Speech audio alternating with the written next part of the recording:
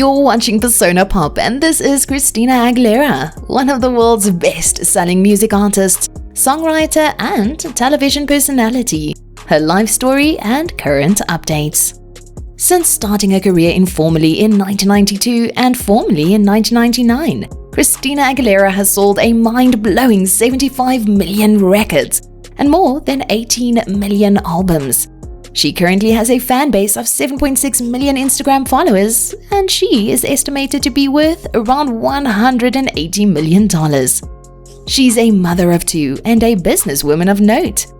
Since the start of her career, she has been nominated for 451 awards, and she won 221. At the age of 19, she won the Grammy Award for Best New Artist, and was recognized by the Recording Academy as one of the youngest singers to receive such an honor.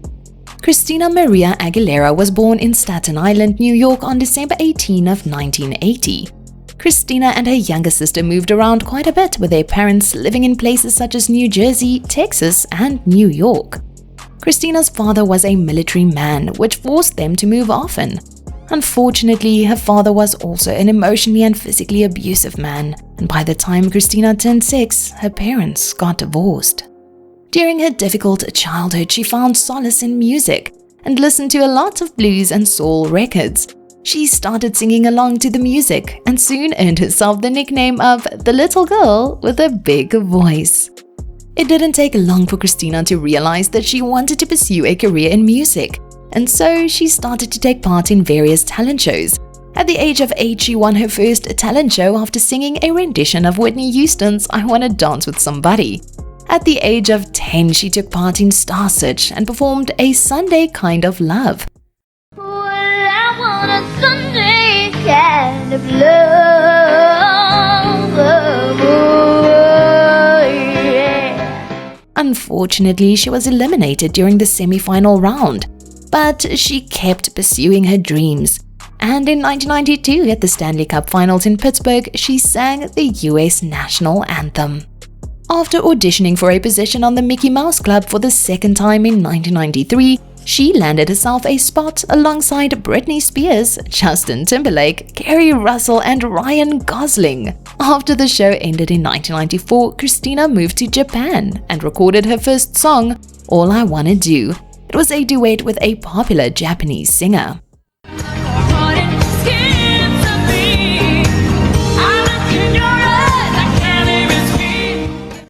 4 years later, she moved back to the US and started searching for a recording deal. During her search, Disney chose her to sing the theme song Reflection for the animation Mulan. If I wear a mask, I can fool the world. The song was an instant hit and charted on the Billboard Adult Contemporary chart at number 15. The song also drew the attention of Ron Fair at RCA Records. They offered her a contract, and the rest, as they say, is history. After releasing her self-titled debut album in 1999, Christina went on to record and release 8 studio albums, 6 compilation albums, 42 singles, and 1 soundtrack album. In 2002, she traveled to Atlanta to record her second album, Stripped, and met her now ex-husband, music producer Jason Bradman. The pair reportedly fell in love instantly, and soon after, Jason moved to Los Angeles in order to be closer to her. They became joined at the hip and eventually got engaged. In 2005, they spent a reported $2 million on their wedding in Napa Valley. For the next few years, all seemed well with the couple, and Christina was often quoted as saying Jason is her rock, her stability, and the love of her life. In 2008, they welcomed their son Max to the world. But sadly, their marriage started to crumble, and in 2011, they were officially divorced. However, it didn't take long for Christina to find love again. Soon after her split from Jason, she met Matthew Rutler on the set of the 2010 musical Burlesque. In 2014, they got engaged and also welcomed their daughter, Summer Rain Rutler. The pair are still engaged, but are keeping their lips sealed on any plans of their future nuptials. What we can, however, confirm is her plans to release new music very soon. Over the last few months, Christina has been teasing the release of not one, but 2 new albums. And after a recent interview with 2Fab, it would appear that the one is said to be an English album, while the second will be in Spanish. Speaking to 2Fab, Christina says, "I've always kind of inserted different styles within my albums. The last record, released in 2018, kind of explored me coming out of a time where I was feeling like I was coming out of a place where I wasn't so happy, and I wanted to rediscover who I was as an artist. And being able to do that again and have the freedom to do that. So now I'm in a really great place."